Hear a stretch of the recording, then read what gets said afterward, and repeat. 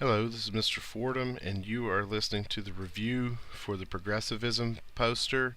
And it's also got some Civil War stuff down at the bottom. That is key Civil War ideas that came directly from the state. So I'm going to go through this quickly, so you should listen to this and then take the quiz at the end. If you can't see it on the actual video, then you need to pull it up directly off of Google Classroom. So let's go through these together. First, you see the word progressives. Progressives supported new ideas to improve people's lives. It follows the Gilded Age, and all these folks come together, and they mostly believe in increasing government regulation in order to do this. They think the government is the solution to fixing this stuff. So they believe in things like increasing government regulation of businesses, efforts to improve working conditions, protecting consumers and workers, and conservation or conserving natural resources as well. Women were a big part of the progressive movement. Women worked hard to have better working hours, safer environments, and child labor laws.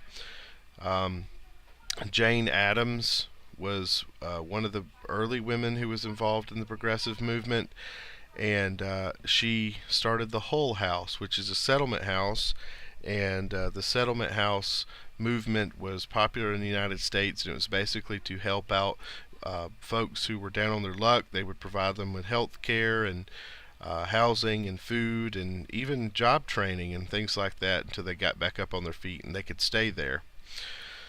Also involved in this movement are a lot of labor unions, and one of the first labor unions was the American Federation of Labor, the AFL. It is the largest, and it's mostly for white males only, and it was founded by Samuel Gompers. You need to remember that. Other folks joined another group called the Wobblies. They accepted everyone, and they were very socialist.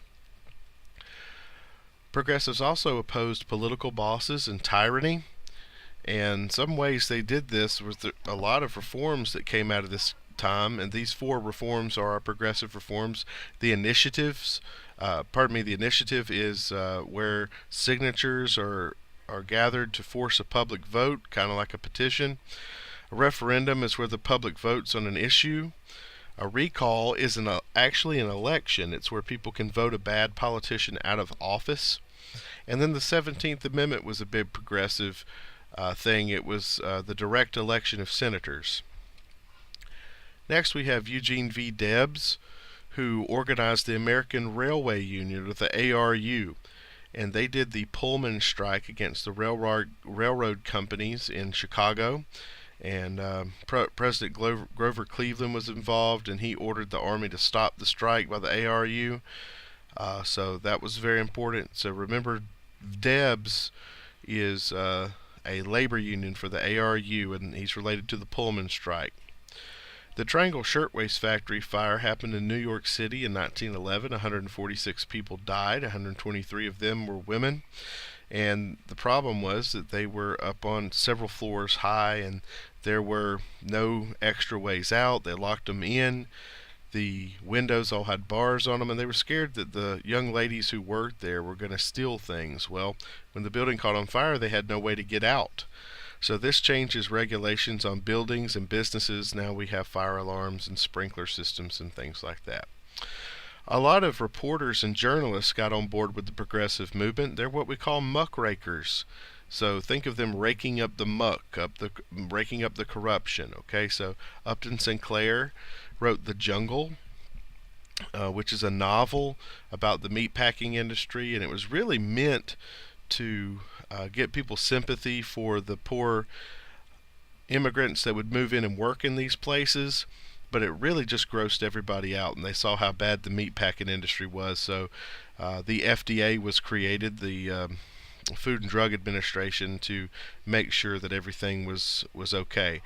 But Ida Tarbell was another one. She criticized John D. Rockefeller and Standard Oil. She wrote a history of Standard Oil and went after him. Jacob Riis, a photographer, who wrote How the Other Half Lives. Very important. President Taft is a trust buster. He goes after them whether they're good or bad. Remember, trust is another word for monopoly, so he wants to break up the monopolies. Teddy wasn't like that. Theodore Roosevelt, he didn't go after all trusts. He just went after the ones he thought were bad. But he was a progressive. He was very much a progressive. He did a lot of things, and he presents to us the square deal.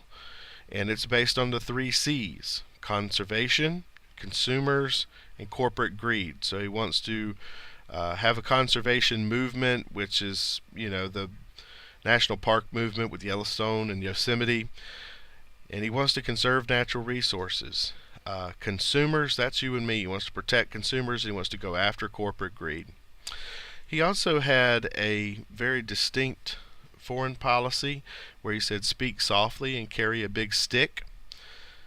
So in other words, we're going to be diplomatic with people, but we will use the army if we have to.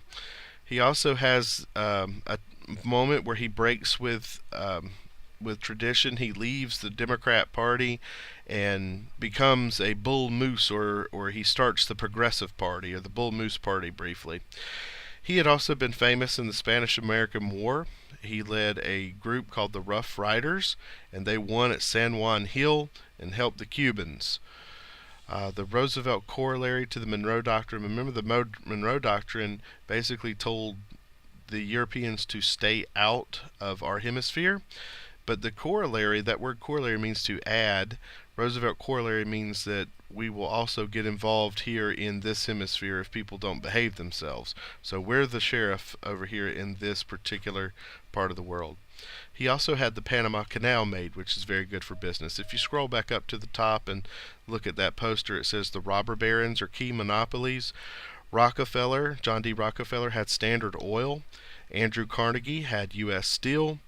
And Cornelius Vanderbilt had the railroads. I like to remember if that B-I-L-T kind of looks like built, like I built something. Vanderbilt Railroads, that's how I remember that. Then you look at the next box down, it says the Gilded Age, that's the 20s and the 30s. Gilded simply means cheap or fake. Think of like cheap jewelry or something. It looked like things were going real good in the 20s. But they really weren't, because of what was going on to get us ready for the Great Depression, the overproduction, underconsumption, buying on margin, consumer credit, and all of those things. It was fake. It wasn't real. And that's one reason we went into the Depression. The Jazz Age is also the 1920s. There's a great music movement going on with Louis Armstrong and Duke Ellington and the like.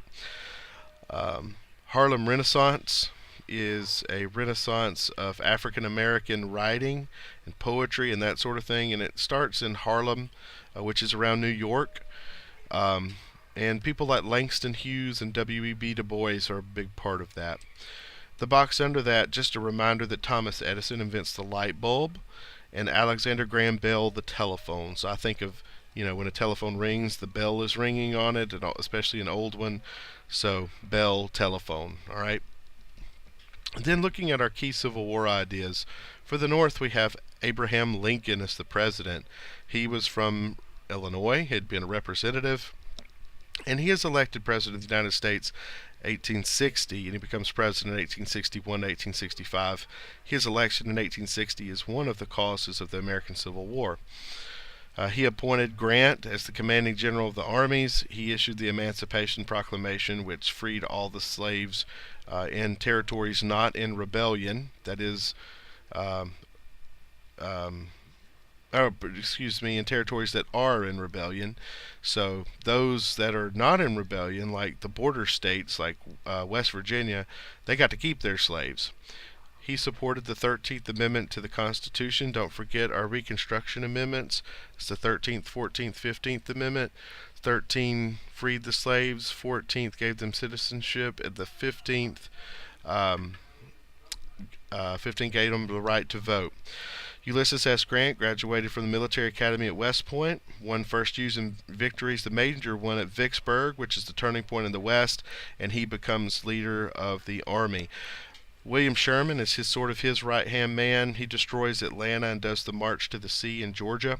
Then over to the south, Jefferson Davis is the leader of the Confederacy. He's the president. He's from Mississippi. He had been the Secretary of War, what we now call Secretary of Defense. He appoints Robert E. Lee as General-in-Chief of the Confederate armies. Robert E. Lee also graduated from the West Point Academy, and he fought larger armies and won in places like Antietam, and he was finally defeated at the Battle of Gettysburg, which is the largest three-day battle and the turning point in the East. And he eventually surrenders to Grant at the end of the Civil War in Appomattox. Stonewall Jackson was his right-hand man, and he dies, actually, gets killed by accident by one of his men. So this has been the Progressivism in Civil War poster. Don't forget to take your quiz now. Thank you.